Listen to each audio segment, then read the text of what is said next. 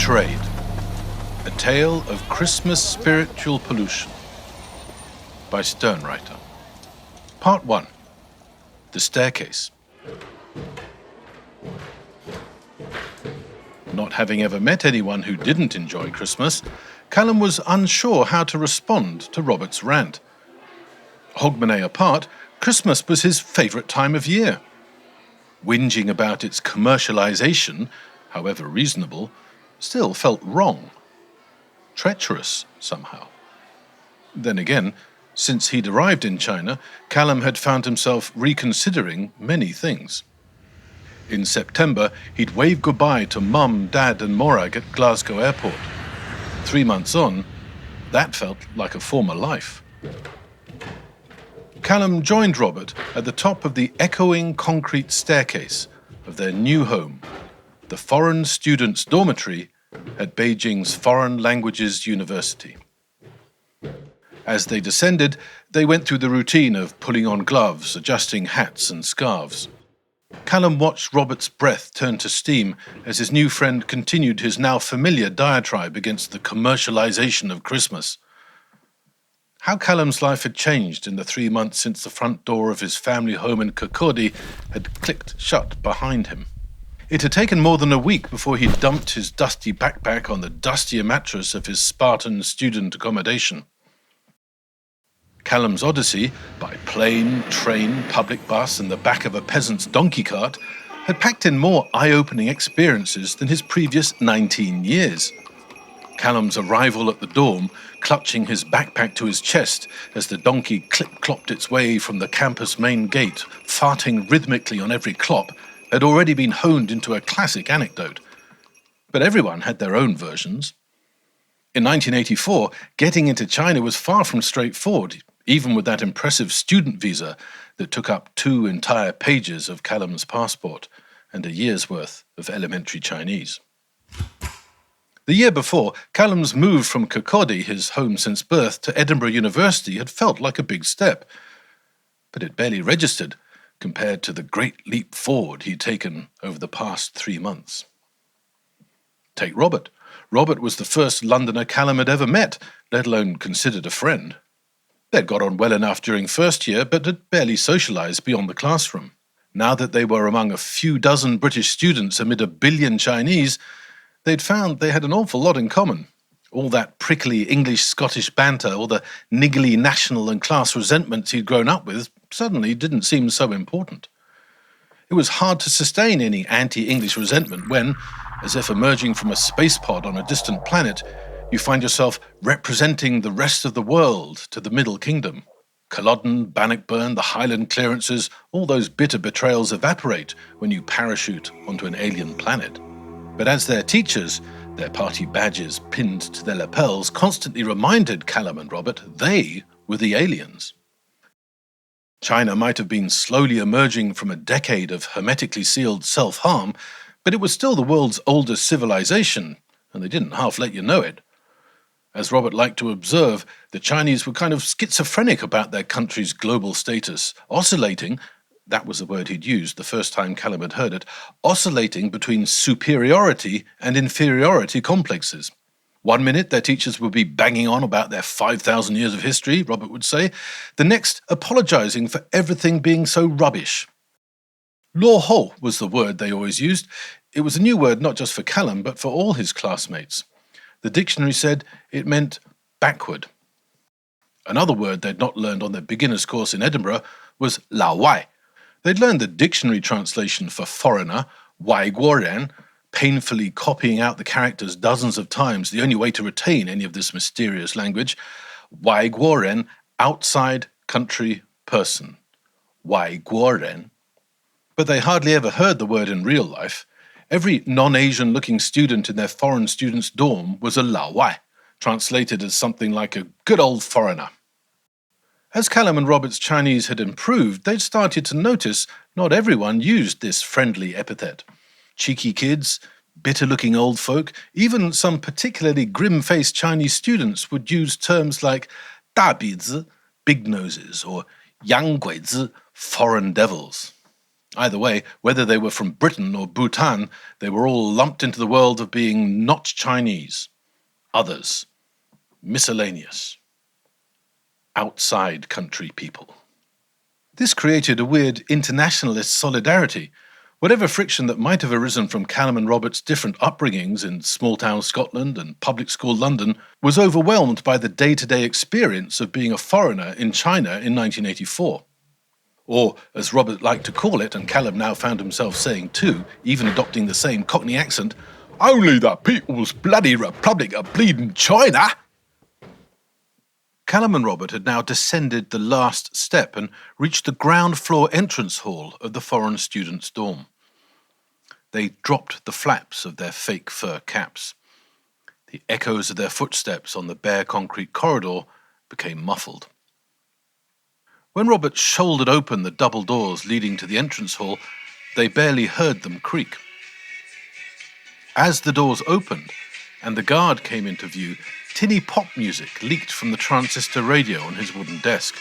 3 months ago, they'd been astonished to hear Chinese state radio, well, there was no other radio, playing Eurodisco on rotation. Now, they barely registered it. The guard, there to register Chinese people entering, not foreigners exiting, glanced up, impassive. Foreigners adjusting their winter clothing no longer held any fascination for him, unlike his billion compatriots, less accustomed to such wonders. Satisfied they'd minimized the area of their skin exposed to the elements, Calum and Robert pushed through the insulation suspended from the dormitory entrance. The cotton-padded curtains closed behind them. The Eurodisco cut out and was replaced by the low hum of distant traffic and the near hum of campus activity. There were leafless trees, but no birds, unless you counted the repeated patterns of the ankle-high plastic-moulded swans. They had recently been installed as edging to the campus's flower beds and grassy areas. The grass was all brown. The swans appeared to be mating over and over again. Calum expected Robert to remark on this, as he had ever since the mating swan edging had first appeared a month before, but his companion had other things on his mind. "Isn't this brilliant?" Robert exclaimed, once they'd recovered from the sub-zero blast. Gingerly, they stepped onto the path to the main gate. It was gritted, but the hazy winter sun had yet to melt away all the icy patches. Calum and Robert's tentative steps betrayed their caution at pratfalling in front of the whole campus, but anyone overhearing their conversation would have detected their sense of purpose. Calum and Robert were on a mission to save Christmas. "Just look at this!" Robert gestured around them. "December the 25th. Just another winter's day like any other. Bloody brilliant."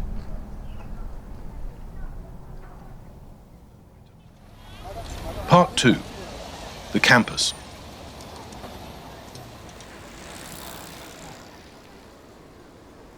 Calum responded to Robert's gleeful declaration that Christmas Day was just a day like any other.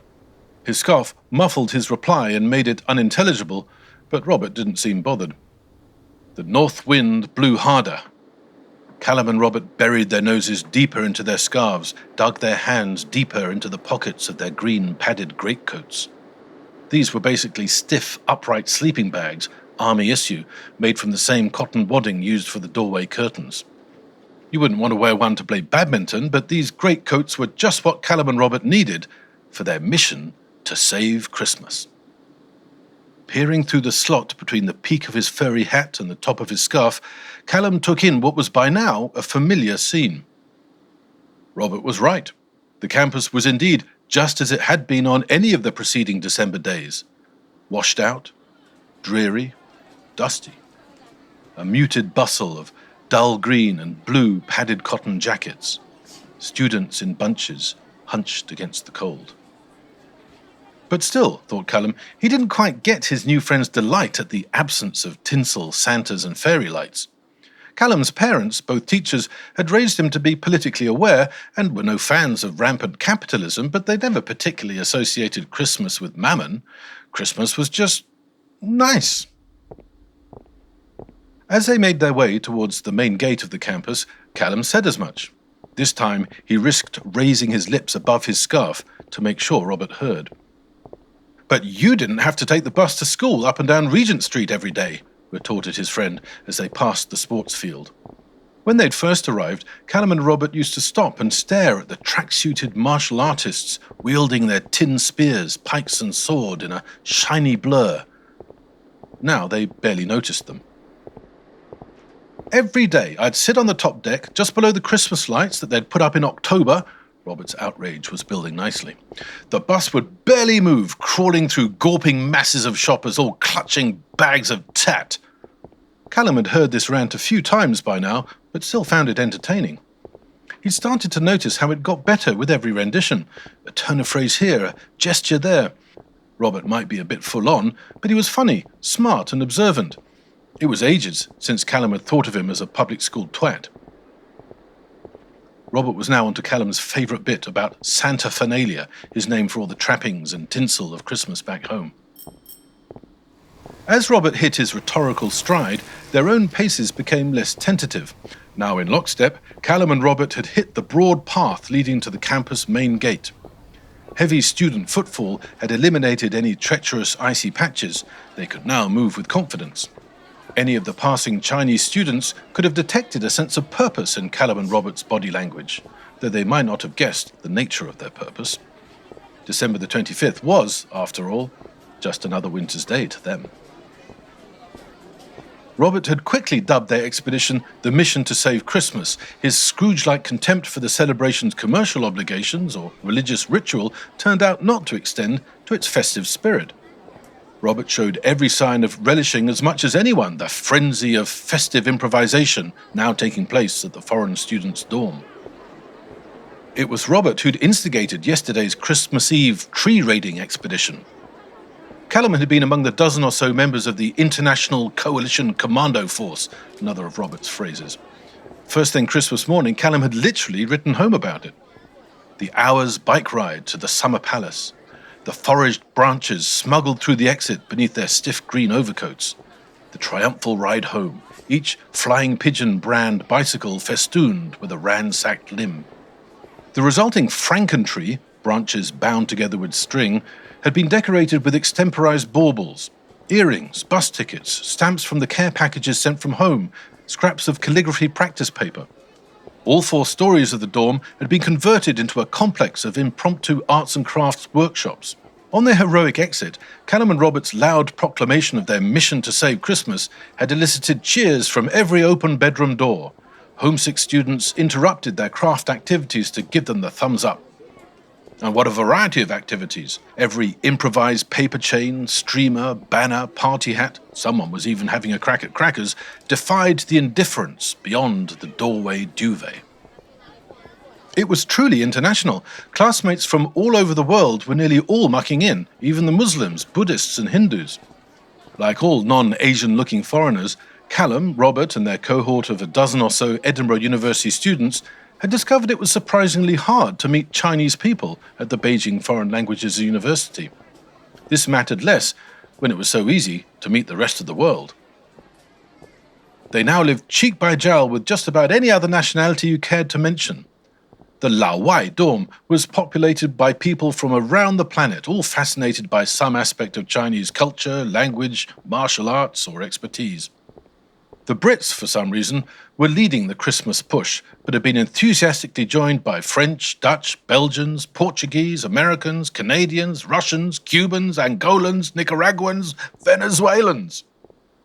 Even the Mongolians were pitching in. Their grasp of Christmas was sketchy, but they were always up for any party involving drinking. Baikar and Pudevdoj had just arrived with their contribution to the festivities, litre bottles of vodka mysteriously acquired from their embassy, 4 of them, held aloft in triumph beneath 2 broad grins. They were immediately roped into making paper chains from coloured paper, having added 2 vodka bottle tops to the frankentree decorations. The only ones not joining in were the North Koreans, but, as Calum had remarked to Robert when they passed their closed doors in the dorm, the North Koreans never joined in with anything. Calum tried to imagine himself uttering that sentence at all, let alone in such a throwaway manner 3 months ago. Kirkcaldy, for so long Calum's entire world, was now looking very parochial. They had reached the campus main gate. While Robert transferred a glove to his mouth in order to locate the scrap of coloured paper bearing the directions, Calum scanned the crossroads outside the gate. He took in the chaotic masses of students, street-side vendors, bicycles and buses, and pondered the maze of possible paths that lay before them. Had he glanced back, Kirkcaldy would have been a speck in the far distance.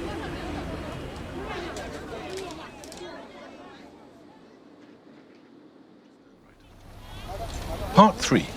The Mission.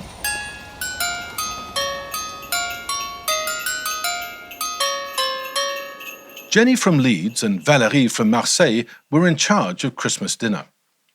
It was their idle remark on how nice it would be to have a turkey that had launched Calum and Robert's mission to save Christmas. A turkey. This was the object of Calum and Robert's Christmas Day quest. This was what had driven them from the comfort bubble of the dorm into the bleak cacophony of Beijing streets on the morning of December the 25th, 1984. The slot between the peak of Calum's fur hat and the top of his scarf afforded him the field of vision of a fully armoured medieval knight. He suddenly realised Robert was no longer beside him. He turned back and saw Robert chasing the scrap of coloured paper bearing the directions, to the great amusement of a row of peasants selling vegetables outside the campus main gate. They all smiled broadly, leaned over to their neighbours and pointed as Robert trapped the scrap of paper with a stamp of a black cotton-padded corduroy boot. Ignoring them, Robert resumed his study of the coloured paper. Between the wind, his gloves, and deciphering his own writing, Robert was clearly struggling. Calum watched, as amused as the vegetable sellers. Robert glanced to his left, shook his head, re-examined his piece of paper, and then pointed a decisive gloved finger to the right. Calum and Robert's strides soon resynchronized. Their conversation now turned to the reliability of the directions they were following. They began to share their doubts about their turkey guru, Wim. Wim was a Dutch economics postgrad and veteran of 3 Beijing winters. He had the best room on the top floor and seemed to know just about everything. It was Wim who'd revealed the mystery of the 1970s Eurodisco that formed the soundtrack of public life in China in 1984. Apparently, the Ministry of Propaganda had recently started approving a few foreign songs, and Chinese radio had embraced them with enthusiasm. Wim couldn't explain why half the approved songs were by Boney M, or why this particular German confected disco combo represented the acceptable face of capitalism. Calum, a music connoisseur, found this daily exposure to Boney M particularly tortuous. "They're giving it the full Dr. Seuss," he'd once said, after spending 8 hours standing on a rammed train listening to non-stop tra-la-la-la-lying. "On a train, on a plane, on a boat, with a bloody goat. I do not like that Boney M. I do not like that stratagem." Calum, Robert and their Edinburgh University classmates, weaned on punk and now supping on new romantics, suspected it was an act of subversion. If repeated exposure to One-Way Ticket, Rah-Rah Rasputin and the Rivers of Babylon, Robert had said, didn't convince the Chinese proletariat not to touch capitalism with a barge pole, nothing would. Wim, the Dutch oracle, said that in China everything was political, but Politburo subtlety probably didn't extend to differentiating between genres of Western pop music. Wim speculated it was all part of a high-level rapprochement. He'd even heard a rumour China was negotiating with Wham to tour China. Much as Calum and Robert had learned to respect Wim's encyclopedic knowledge of China, that was too ludicrous and surreal to take seriously. Wim had been able to answer many of their questions about their new home, but his 3 years in China hadn't left him unaffected. Wim's doctoral thesis had something to do with street markets, but his main passion seemed to involve bedding as many women as was practical. Jenny and Valérie being both attractive and unconquered, Wim had been loitering in their room when he'd overheard them mention Mission Turkey. Eager to impress, Wim had mentioned that one of his sources had just told him about a new street market specializing in poultry. He'd already told them that all the red-faced roadside vegetable sellers were a very recent phenomenon. It was only a couple of years, he said, since the Chinese leadership had permitted peasants to use small plots of communal farmland to grow their own produce. This produce, he explained, they could sell for personal profit. The new students, like Jenny, Valerie, Calum and Robert, were familiar with the vegetable sellers, but none of them had ever even heard of a roadside meat seller. The canteen at their foreign students' dorm had a pork dish every day, but they were aware that for most Chinese, meat was still a once-a-year luxury. These days, Wim told them, as he edged along the bed towards Jenny, it seemed some city dwellers could now afford to eat meat quite often. Do you think Wim noticed us sniggering when he started going on about how excited he was at the advent of a meat market? Calum asked Robert. Nah, he was too busy trying to get into Jenny's knickers, said Robert. But do you think that what Wim said about the friendship stores selling out of all those turkeys they fly in for the embassies is really true? Was he really interested in helping us find a turkey, or was he simply showing off in front of the leddies? He was eliminating two of his most powerful mating rivals for as long as possible, said Calum. Robert's scarf barely muffled his bark of laughter. Now he thought about it, Wim had been particularly insistent that this new market was their only hope of buying a turkey in Beijing that morning. To be fair, Wim had warned them it was a long shot, and he'd added that if they were lucky enough to find a turkey, it was almost certain to be alive. But by this point, Calum and Robert had already accepted the turkey challenge, so they decided to cross that bridge, or wring that neck, when the time came. A long shot was good enough for Calum and Robert. It would only take one peasant to decide that his path to riches was paved with turkeys, and in a couple of hours they'd be returning to the dorm as the heroes who saved Christmas. Calum gave an involuntary wince as they approached a street barber and began copping a blast of one-way ticket to the moon. Robert noticed Calum's reaction and pulled a sympathetic face. "Don't be too harsh," he said. "Poor bloke's just trying to make a living." They'd discussed this before.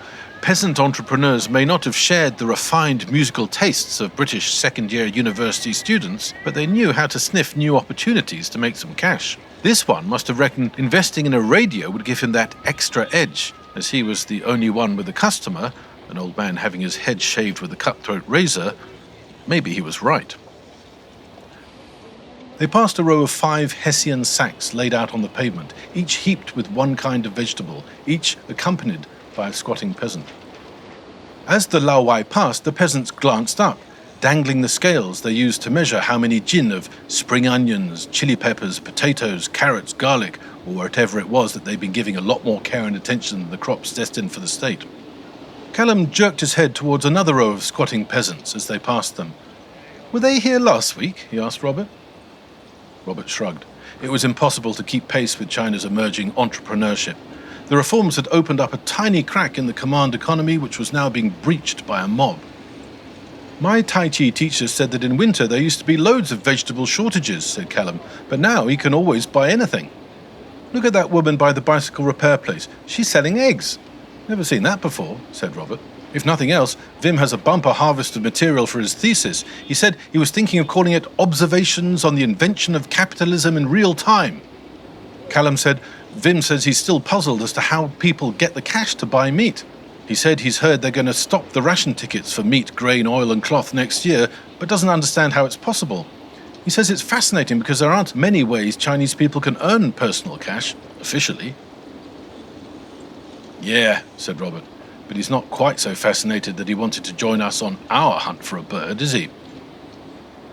Calum knew Robert was grinning beneath his scarf. Truth be told, neither Calum nor Robert was all that bothered about the turkey. This was just another round in the daily initiative test and obstacle course that constituted daily life in 1984 China. Calum was already mentally writing it up for his next letter home. Robert stopped again to check their turkey treasure map. He pushed up his glasses to examine his laborious, childlike Chinese writing. There was a lot that could go wrong, thought Calum. Wim had never actually been to this meat market.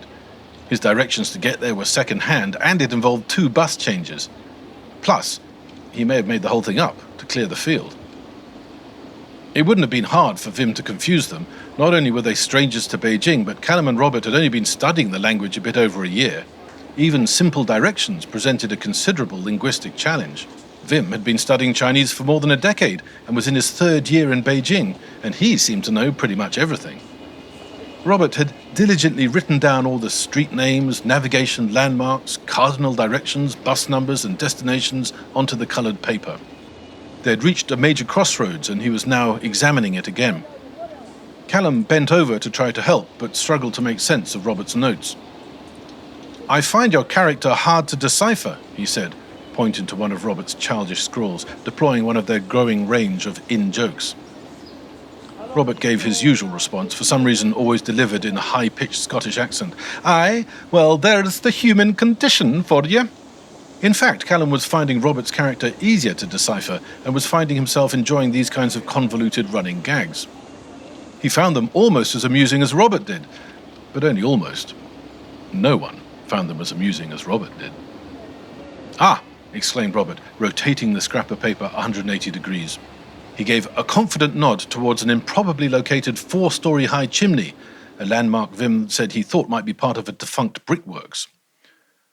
As they set off, Calum silently shook his muffled head in wonder.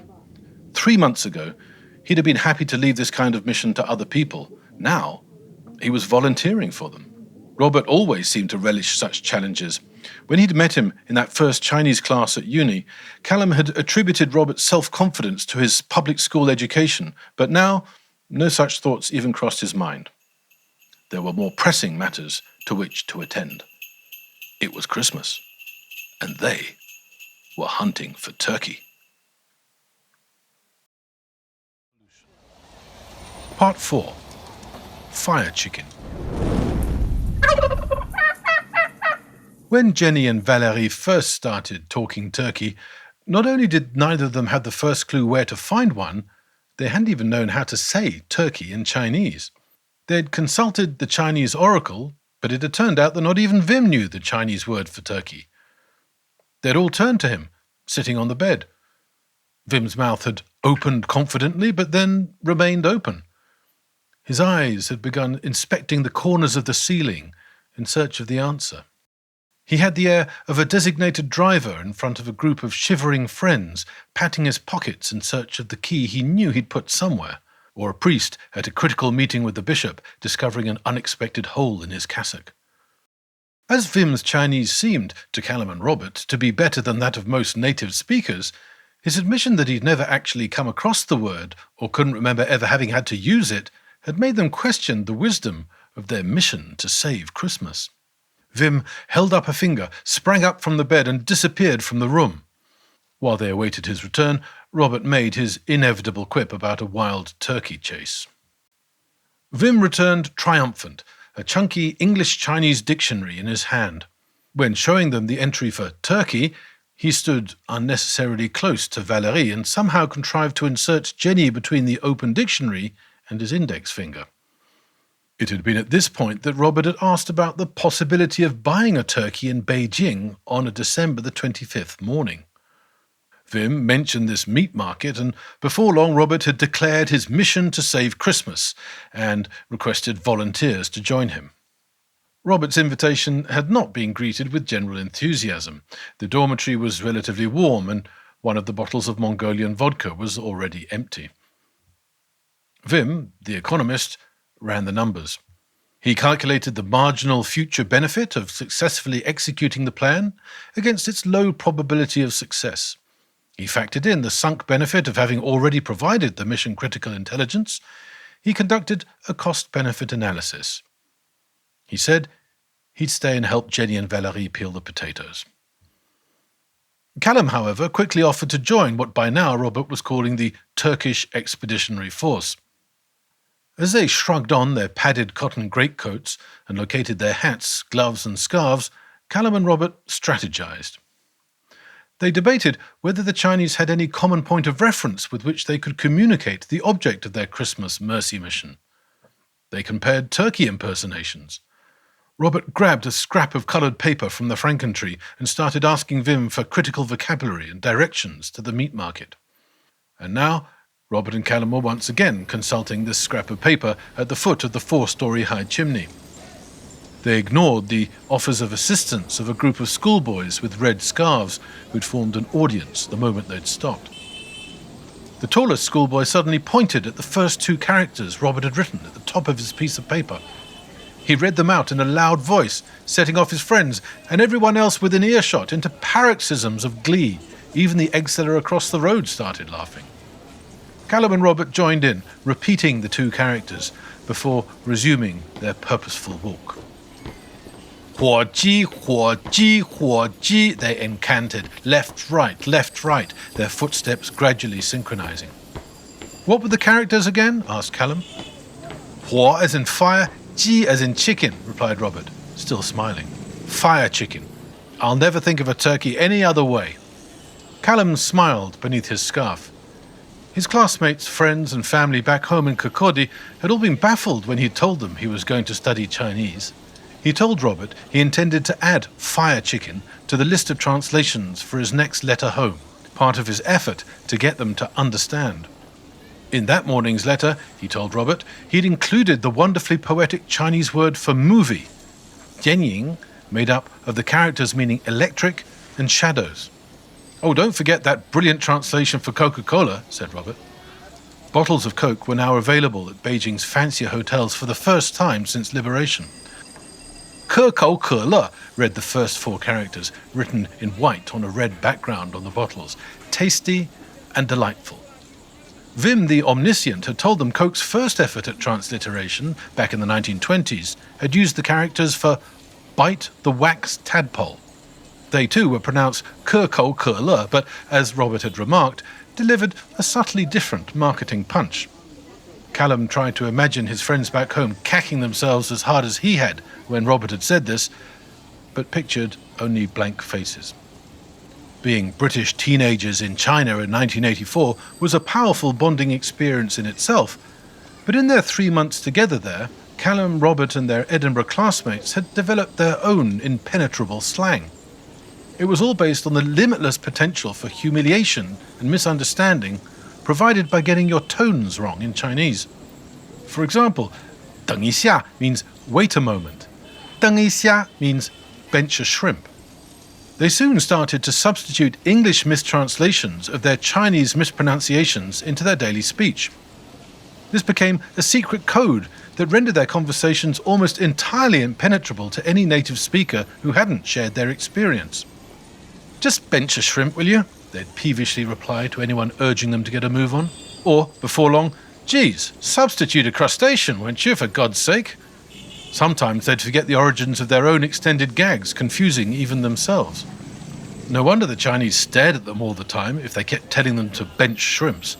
And that's not even taking account of their gradual realization of their huge cross-cultural gaffes. For their first few weeks, before the weather had turned too cold, many of them had worn light cotton tracksuits they'd found in the People's No. 5 department store. The tracksuit counter was just next to the place they'd bought those magnificent padded silk dressing gowns. That was one floor up from the counter that sold the square pink toilet paper, sold by weight. Their gradually improving Chinese, plus some straight talking from some of the older hands like Wim, had recently revealed the terrible truth. Those weren't light cotton tracksuits they went jogging in, but underwear. And those padded silk dressing gowns were actually funeral shrouds for dressing corpses. And that pink toilet paper, which so amused them to buy by the kilo, were, in fact, sanitary towels. Calum hadn't written home about all of this stuff. He was starting to wonder if anyone back home would have the first idea of what he was now experiencing, or find any of it as amusing as he and Robert did whenever they blew their noses with pink tissue paper. Oh well, thought Calum. That's probably why his old school friends were still in Kirkcaldy, and he was now in China, hunting for fire chickens on a crisp, dry Christmas morning where it was just a day like any other.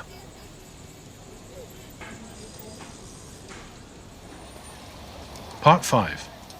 Clock and Elvis. Clock and Elvis literally didn't know the meaning of Christmas, Calum said, and they're postgrads.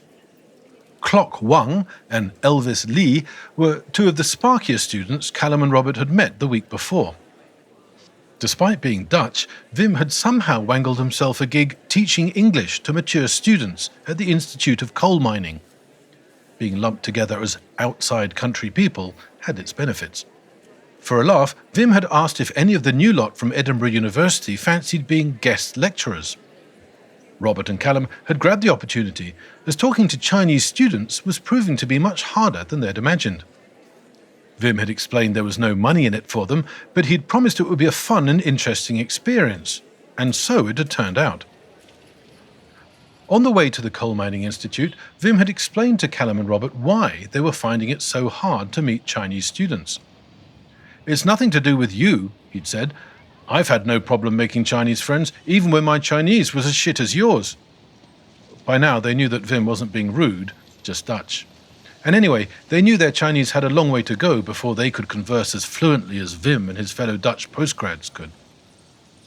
And it was reassuring to learn that they weren't to blame for their isolation from the Chinese students. From the moment they'd been housed in the designated foreign student dorm, it had been clear that though they might share a campus with the Chinese students, in practical terms, they inhabited parallel universes. The dormitories, even their canteens, were segregated. To enter the foreign students' dorm, Chinese students had to register with a hatchet-faced guard at the front desk, who seemed to see his job as that of prison guard rather than cross-cultural facilitator. Maybe it was. There was no official ban on foreigners going into Chinese dorms, but without any Chinese friends to invite you, they were effectively off limits. Entering uninvited would have felt touristy and disrespectful, and there was zero possibility of slipping in unnoticed. Even at the Foreign Languages University, Western-looking foreigners were an exotic species. Their Japanese and South Korean dormmates could get away with it if they dressed down, but big noses turned out to be a real giveaway. The students might not gather in 5 deep crowds, as happened if you stopped for even a minute on a busy public street, but on campus there was still no such thing as an unobtrusive Lao Wai. Some of the old hands, like Wim, had developed friendships with Chinese students who'd smuggled their foreign friends into their dorms for drinking parties. Wim had told them the dorms used by Chinese students were built to exactly the same design as the foreign ones, but instead of the single bed the Lao Wai had to themselves, each Chinese room contained 8 bunk beds. "When I first came here 3 years ago, it was 12 to a room," Wim had told them, before he'd sweet-talked the guard at the entrance to the Coal Mining Institute into letting his guests in. The guard looked confused and, having no reason to say no, just waved them through. Wim guided Calum and Robert through the cold, bare corridors leading to the classroom. "In the Chinese dorms, no hot water ever. Intermittent cold water," he told them. Wim, who was an adventurous eater, had said he wouldn't give the food from the Chinese students' canteen to his dog, and this was one of China's top universities in the national capital. Calum and Robert looked at each other, each deciding not to ever make any further complaints, even to each other, about the cracked windows, rationed hot water, intermittent power, and limited canteen menu at the foreign students' dorm. No wonder some of the Chinese students sometimes muttered some of those less complimentary terms for foreigner, big nose and foreign devils, when they passed. "So you see, it's not personal," Wim had continued, on the way up the staircase to the classroom where 30 coal mining engineers awaited them. "You see, there's a power struggle taking place at the highest levels of Chinese government, and you're just feeling the distant ripples." This was the kind of talk that made Calum and Robert feel really naive. Deng Xiaoping and his fellow reformers had still not completely wrested control of the billion-strong nation from the remnant Cultural Revolution diehards, Wim had explained, and had to throw them the odd bone. That's when Wim had taught them a new phrase, 精神污染, or spiritual pollution. This, he explained, was the name of the political campaign that was code for "don't trust anything foreign." That had only just started before they arrived in September. 精神污染, spiritual pollution. Robert rolled the phrase around his mouth, as if tasting a fine wine, and tried it out. "Stop whinging about the pork and cabbage on the canteen menu, you capitalist running dog," he said to Calum. "You're polluting my spirit. Spare me your big-nose contagion." As Wim had introduced them to the rows of Chinese coal miners, Calum and Robert suddenly realized how unusual it was, even after 3 months, to have this chance to practice their classroom Chinese with real Chinese people. Sure, they'd exchange words with the red-faced serving staff at the canteen, or haggle with the peasants selling vegetables by the roadside, or try to attract the attention of the shop assistants slumped on the glass counters at the number 5 department store. But these had been the limits of their everyday interactions with ordinary Chinese people, and now they had a name to explain why. 精神污染, spiritual pollution. That was why so few students were prepared to risk being seen talking to a foreigner in public. By now, Wim had finished his introductions, and everyone was now looking expectantly at the guest lecturers. Calum and Robert launched into their halting self-introductions. Their Chinese was improving rapidly, but Calum, Robert, and the other second-year classmates were still limited by their childish capacity to express themselves. They switched rapidly to English, as this was, after all, what they were supposed to be there for. Watching as Wim intervened every now and then to explain something, Calum and Robert were once again in awe of his command of the language, but they also knew that even fluent speakers like Wim faced what they called performing monkey syndrome.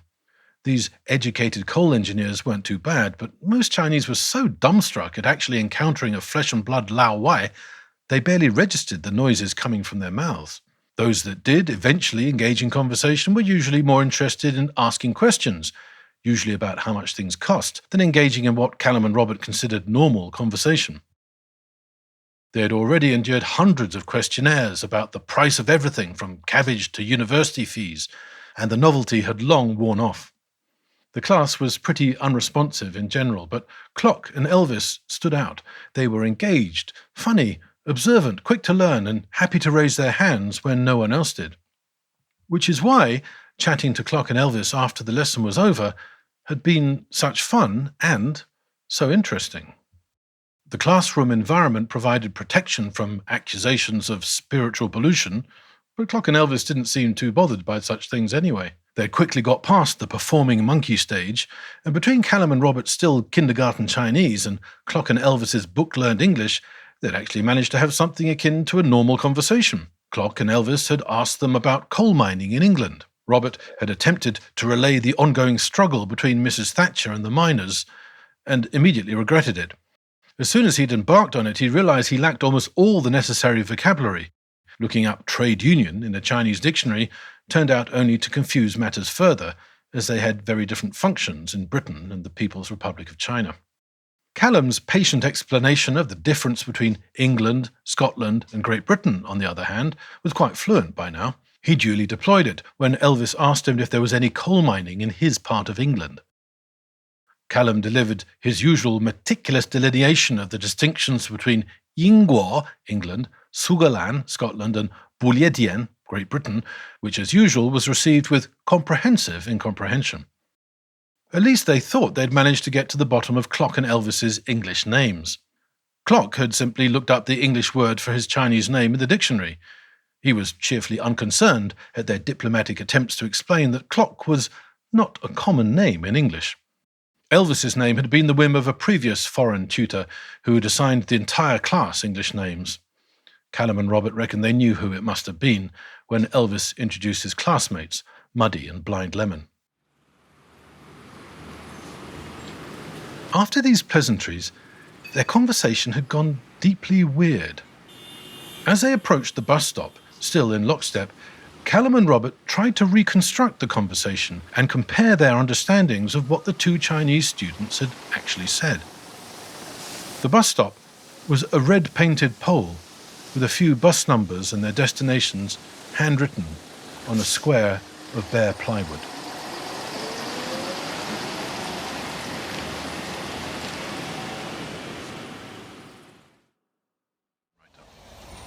Part 6.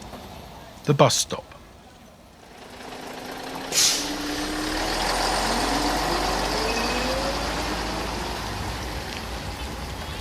Robert broke off his intense conversation with Calum to peer at the bare plywood square attached with string to the red pole that constituted the bus stop. While Robert compared the handwritten numbers on the plywood with those scribbled on his scrap of coloured paper, Calum wondered why this particular conversation was bugging them so much. It was partly, he thought, because it had covered such different ground. The spiritual pollution campaign made routine conversation with ordinary Chinese rare, But this one hadn't followed the usual pattern of a consumer price index questionnaire. Those kinds of interrogations on the price of this and the cost of that not only quickly became tedious, but they only entrenched their feeling of being outsiders, exotic aliens, performing monkeys, Waiguoren, outside country people. This lunch break conversation with two of the liveliest students in the classroom full of 30-something mining engineers had been their first experience outside the Waiguoren bubble. It felt like they'd been admitted to the reality of 1984 China, granted a glimpse of the lived experience of its billion citizens. What had been blurry had suddenly snapped into sharp focus, but their limited language ability meant they still had to squint hard to understand what it was they were seeing. Robert had completed his reconnaissance. Yep, this is the right place. Keep an eye out for a 380 or 388. Ignore any bus that starts with a 4. His mission to save Christmas responsibilities discharged, Robert carefully tucked their precious directions to the mythical meat market into his overcoat pocket. He turned back to Calum and they immediately resumed their forensic reconstruction of last week's conversation with Clock and Elvis. They barely registered the stir their arrival had caused among the waiting knot of passengers at the bus stop. Foreign students quickly got used to being the centre of attention whenever they were out and about in public. They'd tell each other they now knew what it was like to be a mega celebrity like Madonna or Bono. No matter how many times they may have walked down a road, every time there'd be dozens of Chinese encountering their first ever real-life foreigner. There wasn't much entertainment around, no billboards, barely any shops, so it made sense for the locals to make the most of this opportunity. Sure enough, the waiting passengers at the bus stop soon encircled the two Laowai, like tourists around street performers. They examined the Laowai up and down, exchanged muttered observations with their neighbours, guilelessly staring until the human exhibits moved on or something more pressing showed up, like their bus. But so immersed were Calum and Robert in trying to figure out what Clock and Elvis had been trying to tell them, they may as well have been sitting on one of their bedrooms back at the foreign students' dorm. I didn't recognise and can't remember the exact words Clock used, said Calum, but it was pretty obvious from his body language what he meant. Robert nodded, his brow furrowed as he tried to remember. A bus approached. Robert briefly double-checked the bus numbers on his coloured paper, peering over the heads of their disappearing audience, now swarming towards the bus as it approached the bus stop in a hiss of brakes. Bus doors opened, revealing its jam-packed interior. All buses in Beijing were always jam-packed.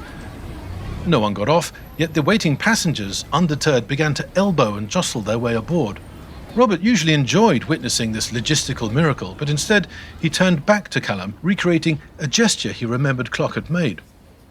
He slid an imaginary bolt and pressed the heels of his palms together. What else could that be but international sign language for a locked door and handcuffs? He asked. Calum nodded.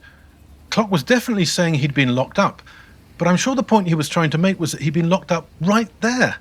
If not in that very classroom, then at least in the same building or at the Coal Mining Institute. I think so too. And Elvis kept saying Qinian, Qinian, even holding up his fingers, said Robert. 7 years, locked in that building, the same place where he was now laughing and joking with us. Can that really have been what he was telling us? We both heard him say, 文化大革命, said Calum, solemnly. They both fell silent. One of their audience, a neatly dressed man with white hair, appeared to wince.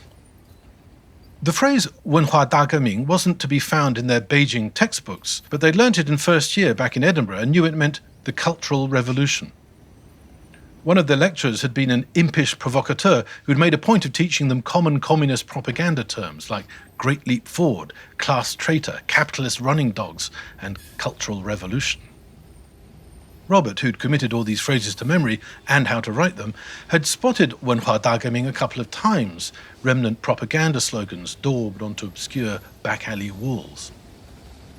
As Vim and his fellow old China hands at the foreign students' dorm had pointed out, the spiritual pollution campaign currently hobbling their interactions with ordinary Chinese was a kind of aftershock of the seismic national madness that had gripped China from 1966. It was only Mao's death a decade later that had ended the Cultural Revolution, but its corpse still twitched. Clock had been the first Chinese person they'd ever heard say the phrase. By now, the bus had rumbled off. All but one of their former audience had somehow insinuated their way aboard. The remaining passenger was the elegant, white-haired, but not particularly old-looking man. He hadn't made any effort to board the bus. He now stood a couple of steps away from Calum and Robert. Unlike the other passengers already joining him, this man wasn't staring at them. He stood, his hands clasped behind his straight back, his eyes raised to the sky, but his head slightly tilted towards them, as if eavesdropping. He wore the same faded cotton Mao suit as everyone else, but there was something oddly stylish about him, almost dapper. Calum and Robert, still engrossed in their conversation, were oblivious to him and the rest of their new and growing audience. Robert was now telling Calum what the older China hands at the dorm had made of their disturbing conversation with Clock and Elvis. "You know Wim's mate, that other Dutch bloke doing his doctorate on Chinese translations of English literature," Robert was saying. "He's been in China as long as Wim, and they've both heard many such stories. They reckoned it was perfectly plausible for Clock to have been incarcerated in that very classroom for years during the Cultural Revolution." Most of Calum and Robert's bus stop audience were briefly distracted by the distant rumble of a bus. Fascinating though watching the two Laowai was, they had places to go, things to do. It was, after all, December the 25th, just a day like any other. Part 7. Dapper Man. Hazy in Beijing's dust-filled winter air, the bus's outline gradually appeared and then loomed above the flow of cyclists filing along the straight road. It would be a minute or two before anyone could discern its number. Dapper Man hadn't moved a muscle. Having spotted the bus, the rest of the crowd turned back to catch the rest of the show. There was still time for some Laowai entertainment before elbow and jostle time. It may have been a while since the foreigners had uttered an intelligible Chinese word, but it was still gripping stuff. Robert was still reporting what he'd gleaned from the Dutch PhD students at the dorm. Wim's mate said it was quite common for class traitors to be imprisoned in their homes or places of work, but they still found it amazing that Clock could have been so untraumatized at being back in his jail cell. "Maybe," said Calum, "maybe when a whole country of 1 billion people goes that crazy for that long, it's not such a big deal for any individual." As these words came from his mouth, Calum could feel them turning to ice and falling at his feet. Robert discreetly ignored them. Both teenagers felt out of their depth, unqualified to even speculate on such matters. Calum imagined telling this story to his friends back in Kirkcaldy and wondered how it would sound. At least Clock was in Beijing, where his family's from, Robert eventually continued. Millions of people with the wrong class background were exiled to dirt-poor villages thousands of miles from home. Xiaxiang, they called it, being sent down to the countryside. At this familiar Chinese word, some of the crowd looked at each other. The Dapper Man stretched his shoulders and shivered.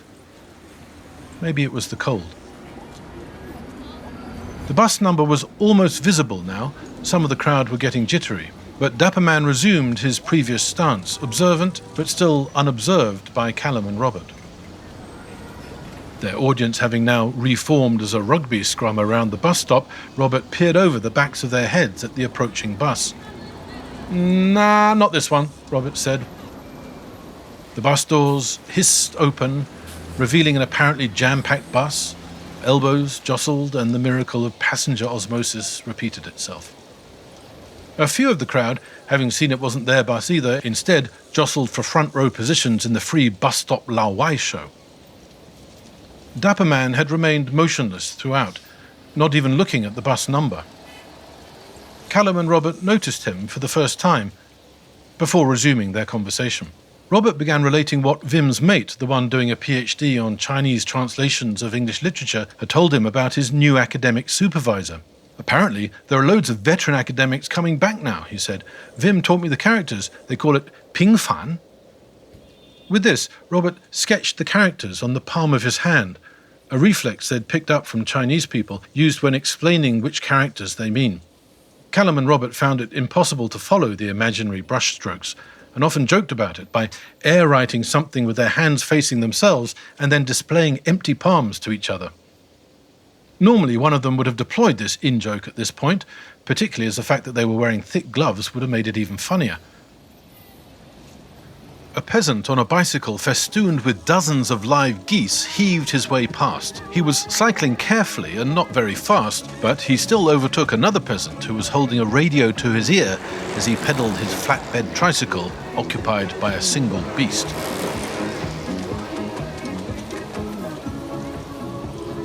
The radio, inevitably, was playing One-Way Ticket. His passenger was an enormous sow, hog-tied and contained in a kind of carrying cage fashioned from strips of bamboo. Normally, this would have engaged Calum and Robert's full attention, but neither of them even noticed this passing traffic. As the honking and One-Way Ticket faded away, they resumed their conversation. The characters for Ping Fan mean something like having your conviction overturned or rehabilitated, Robert said. They use it when they bring back people with the wrong class background who'd been sent to the countryside during the Cultural Revolution as class traitors. 资本主义糟糕. Now it was Calum's turn to recall one of the communist propaganda phrases they'd been taught the previous year. Capitalist running dogs. At this Chinese phrase, a ripple ran through their bus stop audience, but they were soon distracted as another bus emerged from the dusty haze, apparently borne along the river of bicycles that never seemed to stop flowing. Certainly not on December the 25th. The bus began to decelerate, and all the crowd but one began to jostle for red-painted pole position. The dapper eavesdropper, hands still clasped behind his back, somehow now seemed to be standing half a step closer. Exactly, said Robert. The kind of people they'd call capitalist running dogs are now having their sins absolved. They can now return home to the cities and go back to their old jobs. Well, what made them change their minds? Asked Calum. Vim said it's because the universities suddenly value these people's expertise more than whether they were class traitor or not, said Robert. They've only just reintroduced university entrance exams. Until a couple of years ago, all they cared about was how extreme a Red Guard nutter you were. Now they want people who know more than just how to wave the little red book around and chant slogans. Dapper Man seemed about to say something when Robert said, "Hang on, that's the number 388. We can take this one." Calum and Robert continued their conversation as they joined their former audience in the waiting scrum. Calum said, "So all these professors who spent the past decade mucking out pig farms in Inner Mongolia or threshing wheat in Xinjiang, they're now being, what did you call it? Ping-fanned? Rehabilitated," said Robert. "Vim's mate, the one studying Chinese translations of Jane Austen, he's just been assigned this new supervisor who's just been ping-fanned. Apparently he's this incredible scholar who was educated in English at some Jesuit college in Shanghai in the 1930s. He was doing some postdoc in Oxford when the communists took over, and after liberation he came back to help rebuild the motherland." The bus was only a few seconds from stopping now, and the jostling had intensified. "He was head of our uni's English department," said Robert, "but got sent to Tibet in 1967 because his uncle had a servant or something. Apparently he's astonishingly smart and well-read and talks like Mr. Darcy." Calum nudged Robert with his elbow. The two teenage students braced themselves by the red pole, knees bent, elbows akimbo, like speed skaters at the starting line. It had the desired effect of parting the crowd, astonished that the monkeys were finally performing. As the doors hissed and the crowd began to envelop them, the Dapper Man addressed Calum and Robert in flawless English. "I beg your pardon, gentlemen. May I inquire if, by any chance, you might be British? An Englishman and a Scotsman, perchance?" As the crowd closed around them, propelling them onto the bus, the Englishman and the Scotsman could only snap their heads back, nodding yes, open-mouthed. Now they were the astonished ones. Before the doors closed on them, they thought they heard the Dapper Man say, almost to himself, "Ah, yes, I thought as much. Your accents betrayed you."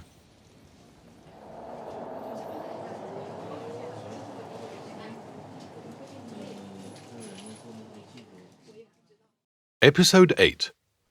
Talking Turkey.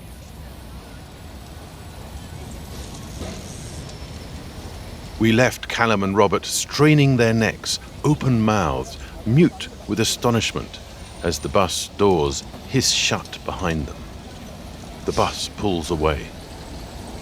Dapper Man stands at the bus stop, his hands still clasped behind his back, his head still cocked to one side.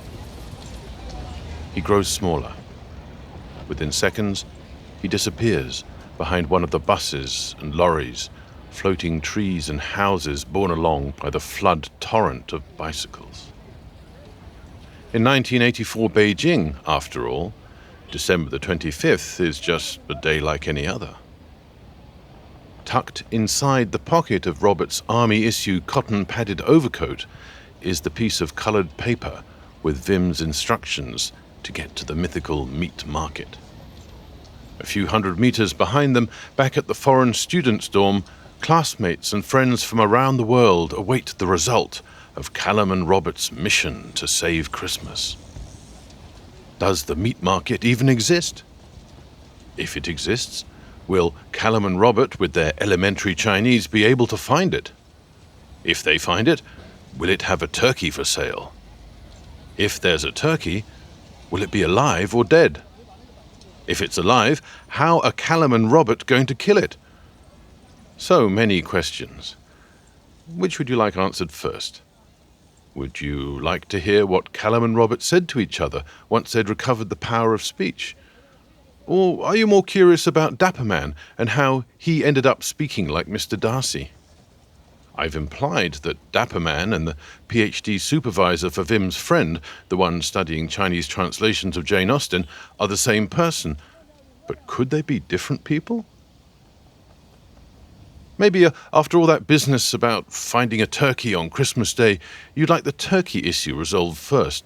You want to discover whether Calum and Robert's mission to save Christmas ended in success or failure. What's your vote? Turkeys may not vote for Christmas, but this is your chance to vote turkey in a Christmas story. Fine, let's talk turkey then. First off, is any of this true? I've told you this story was written by SternWriter, but what else do you know about me? For a start, am I, the person reading this script I've claimed is by SternWriter, SternWriter? What kind of a name is SternWriter anyway? And where are all these other noises coming from? Let's have those geese again, Sam. Do you really think we recorded dozens of live geese on a bicycle? How would you even know what that sounded like? Did you not know that geese go mute when suspended upside down? Probably not, as I just made that up. At the end of each episode, I say this podcast series is called The Truth Lies in Bedtime Stories by See-Through News. I mentioned the See-Through News website and its goal of speeding up carbon drawdown by helping the inactive become active. What does any of this have to do with carbon drawdown? And what the hell is carbon drawdown anyway? And what are inactive and active supposed to mean in this context? So far, this episode has contained a lot of questions, but have you noticed a sly trick? I started out asking myself, the writer, questions on your behalf. But then I started asking you, the listener, questions instead. Have you noticed? I'm asking you another question right now. Isn't it about time you got some answers after investing so much time in Calum and Robert and their mission to save Christmas? It's perfectly natural to want to know how the story finishes, and it's perfectly natural to want all the narrative threads neatly tied up, Agatha Christie style. Here's another question. How often, in real life, have you found all the narrative threads neatly tied up, Agatha Christie style? Have you ever known anyone to live happily ever after? When you think about it, is living happily ever after even such a great prospect? Happy ever after implies stasis, stalemate, inaction, a place where nothing ever happens. In the real world, loads of things are happening all the time. We're in constant change. Indeed, the changes we're experiencing now are happening on a planetary scale and at unprecedented pace. Real life is messy, unpredictable, very much unresolved. In our The Truth Lies in Bedtime Stories podcast, we tell you that we tell you fictionalized true stories. I've not been issuing blow-by-blow updates on which bits of this story are true and which are lies. That would have been tiresome, spoiled the flow, got in the way. If you feel left in suspense, open-mouthed like Calum and Robert on the bus, seeing Dapper Man being swallowed up by the Beijing traffic, you must be itching for some resolution. Well, Calum and Robert never found the market. They were so discombobulated by the Dapper Man incident, they pushed their way off the bus at the next stop. They raced back along the crowded pavements, dodging vegetable sellers and school children, craning their necks above the heads of Beijing's pedestrians. When Calum and Robert finally made it back to the bus stop, a knot of passengers was already gathering. They turned to the foreigners and immediately formed a new audience. If you're entertained by Lao Wai just standing there and chatting to each other, imagine how much better it would be to find Lao Wai with their hands on their knees, chests heaving, great plumes of vapor emerging from their panting mouths. Calum and Robert scanned their audience for Dapper Man, but none of this crowd stood with their hands clasped behind their backs, their eyes to the sky, an ear cocked. Dapper Man was gone. That's quite neat, isn't it? A good compromise between resolving dramatic tension and leaving gaps for you to fill in with your imagination. I mean, that's what short stories are meant to do, right? Give you just enough sense of character to feel you might know what the protagonists do next, and just enough plot to feel you can extrapolate what happens next. Still feeling a bit shortchanged? Need another strand or two tied up? Okay. Calum and Robert slowly catch their breath. The plumes of vapor coming from their mouths slowly revert to puffs. A bus arrives, the crowd breaks up, a new audience forms.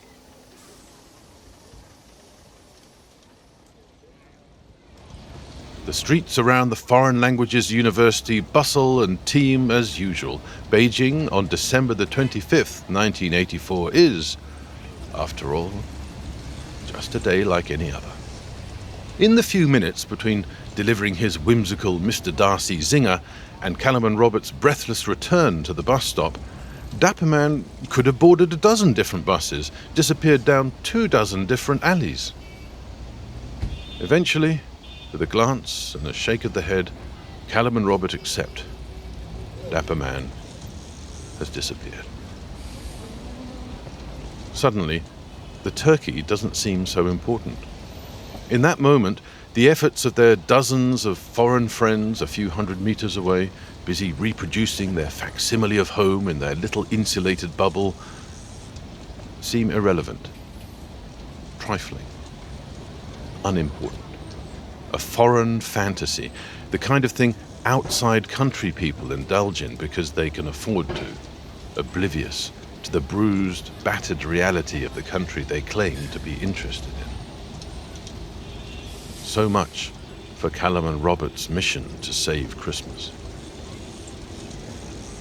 Standing at the bus stop, a fresh audience awaits their next performance. Calum and Robert realize their appetite for turkey disappeared along with Dapper Man. Better? Still unsatisfactory? Still feel a bit cheated, shortchanged, betrayed? Look, I've done my bit. It's really up to you now. Which kind of story do you want? Do you prefer messy truth or neat lies. If you enjoyed Betrayed, A Tale of Christmas Spiritual Pollution, why not try Series 3 of The Truth Lies in Bedtime Stories? It's called The Quiet Revolutionary, the heroic role played in a plot to assassinate the king by someone you've all heard of. The series was written, narrated and produced by SternWriter. Audio production by Samuel Wain. The Truth Lies in Bedtime Stories is a See-Through News production. See-Through News is a not-for-profit social media network with the goal of speeding up carbon drawdown by helping the inactive become active. For more, visit seethroughnews.org. Thank you for listening.